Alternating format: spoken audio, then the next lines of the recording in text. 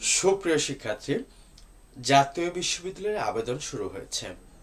তোমরা একটু চিন্তিত যে আবেদন হওয়ার পরপর ৩ মে জাতীয় বিশ্ববিদ্যালয়ের পরীক্ষা মানে ভর্তি পরীক্ষা অনুষ্ঠিত হবে।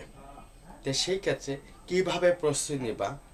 আবার অনেকেই আছো যে বিজ্ঞান শাখায় পড়ছো, তারা চাচ্ছ যে মানবিক শাখার কোনো একটা সাবজেক্ট নিয়ে পড়ার জন্য, অনার্স করার জন্য। আবার চাচ্ছ যে বাণিজ্য শাখায় আছো, আবার মানবিক শাখার কোনো সাবজেক্ট নিয়ে পড়াশোনা করার জন্য। এই ধরনের অসংখ্য প্রশ্ন মনের মধ্যে ঘুরছে।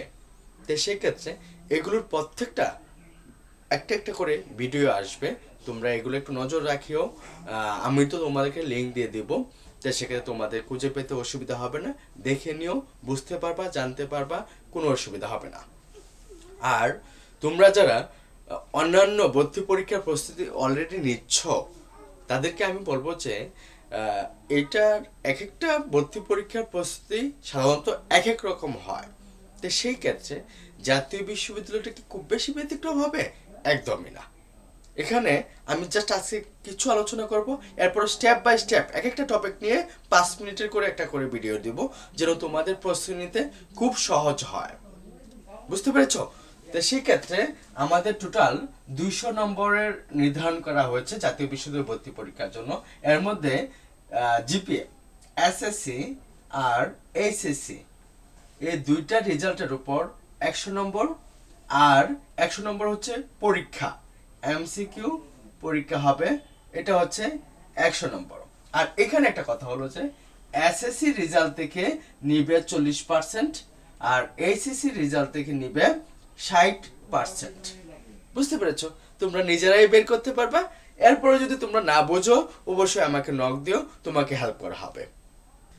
তাহলে তোমাদের এখন যেটা করণীয়, যে ভালো সাবজেক্ট নিয়ে অনার্স করার জন্য তোমাদের পার্শ্ববর্তী যে কলেজগুলো আছে জাতীয় বিশ্ববিদ্যালয়ের অধীনস্থ, ওই কলেজগুলোতে সাধারণত পড়তে চাচ্ছ, অর্থাৎ তোমরা যারা অ্যাডমিশনের জন্য পূর্ণাঙ্গ প্রস্তুতি নিচ্ছ, তোমাদের স্বপ্নের ঠিকানা পৌঁছাতে না পারলে অবশ্যই কোনো না কোনো একটা জাতীয় বিশ্ববিদ্যালয়ের অধীনস্থ কোনো একটা কলেজে অনার্সে ভর্তি হয়ে থাকবা, রাইট? সেকেন্ড টাইম আবার চেষ্টা করবা, এমনটাই তো। তো সেই ক্ষেত্রে তোমাদের যেন জাতীয় বিশ্ববিদ্যালয়ের পূর্ণাঙ্গ একটা প্রস্তুতি নেওয়ার জন্য যা যা হেল্প করা দরকার, এই প্ল্যাটফর্ম তোমাকে সর্বদাই করবে। ইউটিউবে নজর রাখবা, অবশ্যই আশা করি সঠিক এবং দিক নির্দেশনা যতটুকু প্রয়োজন ততটুকুই পাবা।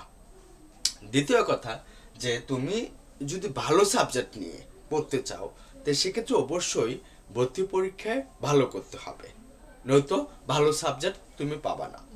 আর আবেদন করার সময় তুমি কোন কোন সাবজেক্টের জন্য আবেদন করতে পারবা, এটা তোমার রেজাল্টের উপর ভিত্তি করে তারাই সিলেকশন দিয়ে দিবে, সেই অনুযায়ী আবেদনটা করতে হবে।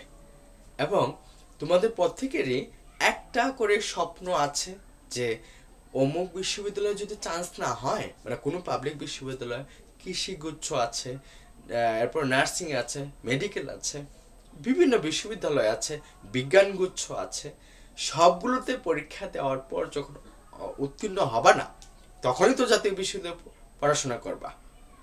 না পেরে, না পাওয়ার পর অবশেষের ঠিকানাই হচ্ছে জাতীয় বিশ্ববিদ্যালয়, রাইট? তা সেক্ষেত্রে এখানেও যদি তুমি একটা ভালো সাবজেক্ট নিয়ে না পড়তে পারো, ইন ফিউচারে কি করবা সেটা একটু মাথায় রাখিও। আর আজকের আলোচনার মূল বিষয় ছিল যে তোমরা এইসব নিয়ে একটু চিন্তিত, এবং কি ধরনের সিলেবাস, কিভাবে পড়তে হবে, কি কি পড়তে হবে, এইসব আনুষঙ্গিক আরো বিষয় নিয়ে খুবই চিন্তিত। এইগুলোর প্রত্যেকটারই মানবিক শাখার জন্য, বিজ্ঞান শাখার জন্য এবং বাণিজ্য শাখার জন্য আমার নলেজ যতটুকু রয়েছে ততটুকুই তোমাদেরকে দেওয়ার চেষ্টা করব। তোমাদের এই চ্যানেলে নজর রাখতে হবে। আর সব ব্যাপারে যে আমি পারদর্শী বিষয়টা এরকম না, তোমাদের বিগত সালের যে প্রশ্নগুলো, এবং আমি অ্যাডমিশন নিয়ে দীর্ঘদিন যাবৎ কাজ করছি, তো সেক্ষেত্রে তোমাদের যেন মানে আলাদা করে জাতীয় বিশ্ববিদ্যালয়ের জন্য খুব বেশি প্রেশার না নিতে হয়, তো সেই ক্ষেত্রে যতটুকুই হেল্প করা দরকার ততটুকুই হেল্প করা হবে। এবং তোমাদেরকে সহজ করে দেওয়ার লক্ষ্যটাই হচ্ছে আমার মূল লক্ষ্য। সব কিছু সহজ হোক, এটাই আমি চাই সব সময়। তো সেই ক্ষেত্রে এই 100 নাম্বারের যে সিলেবাসটা, কি কি পড়তে হবে, কি কি না পড়তে হবে, সব কিছুই একটার পর একটা ভিডিও আসবে। তোমরা সাবস্ক্রাইব করে রাখো, দেখলেই আশা করি অনেকটাই স্পষ্ট হয়ে যাবে। এবং জাতীয় বিশ্ববিদ্যালয়ের জন্য খুব বেশি মরিয়া হতে হবে না, এত পরিশ্রম করতে হবে না। তবে যেহেতু ভর্তি পরীক্ষা হবে, তুমি যদি তোমার মনের মতো সাবজেক্ট চাও, ভালো সাবজেক্ট চাও, তাহলে তো অবশ্যই একটু এক্সট্রা পরিশ্রম করতেই হবে।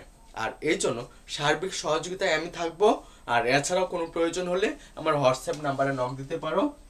হোয়াটসঅ্যাপ নাম্বারটা হচ্ছে 01580504339। এটা হচ্ছে আমার হোয়াটসঅ্যাপ নাম্বার। বা আমাকে এইভাবেও নক দিতে পারো। নক দিয়ে তোমার যাবতীয় যা যা তথ্য প্রয়োজন জাতীয় বিশ্ববিদ্যালয় সম্পর্কিত সকল তথ্য নেওয়ার সুযোগ রয়েছে। ঠিক আছে, সবাই ভালো থাকো, সুস্থ থাকো। যে কোনো প্রয়োজনে হোয়াটসঅ্যাপে নক দিও।